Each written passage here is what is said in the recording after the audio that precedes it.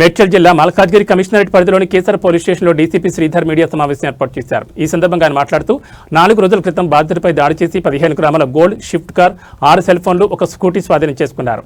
బాధితుడి ఫిర్యాదు మేరకు రంగంలో దిగిన పోలీసులు 4 రోజుల్లో కేసులు ఛేదించారు.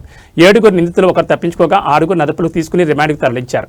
గతంలో అబ్దుల్లాపూర్ మెట్ గట్ కేసర పలు దొంగతనాలు చేసినట్లు తెలిపారు. నిందితులు 1 కుసుమ కార్తీక్, 2 రామరాజ, 3 బబ్లీ సింగ్, 4 కందుల సాయి తేజ, 5 గండ్ల శ్రావణ్, 6 మాచర్ల పవన్ కళ్యాణ్, 7 చెన్నకేశ్వర పవన్ కళ్యాణ్ పరారీలో ఉన్నట్టు తెలిపారు.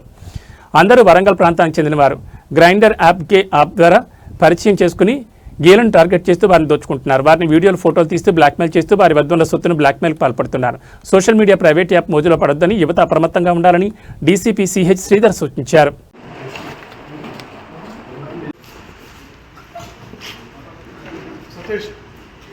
కోర్టు కాపీలో అన్నీ ఇచ్చిన సెక్షన్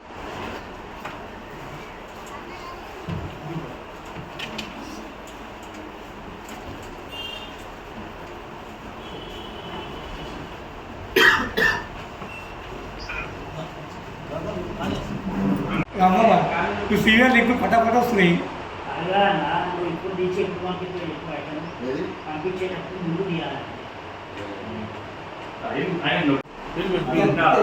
అది మరి లావుది అందరూ గిట్ చేస్తున్నారు. మైసే అవుట్ చేస్తుంది.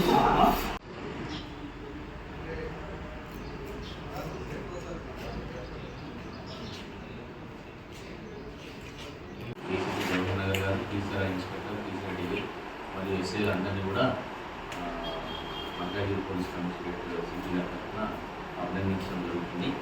ప్రత్యేకించి ఈ సందర్భంగా మాకు పోలీస్ తరఫున యువతకు విజ్ఞప్తి, ఏదైతే ఇట్లా సోషల్ మీడియా ద్వారా అందుబాటులో ఉన్నటువంటి విస్తృతమైనటువంటి అప్లికేషన్లు కావచ్చు, విస్తృతమైనటువంటి ప్లాట్ఫామ్లు కావచ్చు అందుబాటులో ఉన్నాయి. సో వాటన్నిటికీ అట్రాక్ట్ అయిన క్రమంలో ఇటువంటి నేరాల బారిన పడాల్సి ఉంటుంది. ప్రత్యేకించి అందరూ గుర్తుంచుకోవాల్సి ఉంటుంది. ఇటీవల కాలంలో మాకు రిజిస్టర్ అవుతున్నటువంటి మహిళలకు సంబంధించిన రేప్ కేసులలో కూడా ఎవరైతే నిందితులు ఉంటారో ఇటువంటి సెక్సువల్ రిలేషన్ వీడియో తీసుకొని అప్పుడు మాత్రమే వాళ్ళ దగ్గర ప్రాపర్టీని దొంగిలించడం కాకుండా ఫర్దర్గా కూడా వాళ్ళని బ్లాక్మెయిల్ చేస్తున్నారు. ఆ వీడియోలు గుర్తు చేసి కల్పిస్తామనేటటువంటి అష్యూరెన్స్ తోటి వాళ్ళను పిలిపించుకోవడం జరుగుతుంది.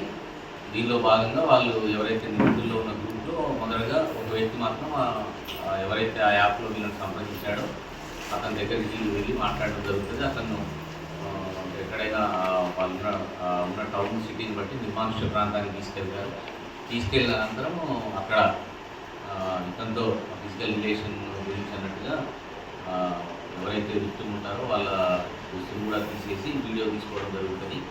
రిలేషన్ ఏర్పరచుకున్నట్టు గణింపు చేసి తర్వాత మిగతా వ్యక్తులు ఎవరైతే ఉంటారో నిందితులు వాళ్ళందరూ కూడా అక్కడికి చేరుకొని ఆ నిందితుల మీద అవసరమైన క్రమంలో దాడి చేస్తారు, అదర్వైజ్ బెదిరిస్తారు.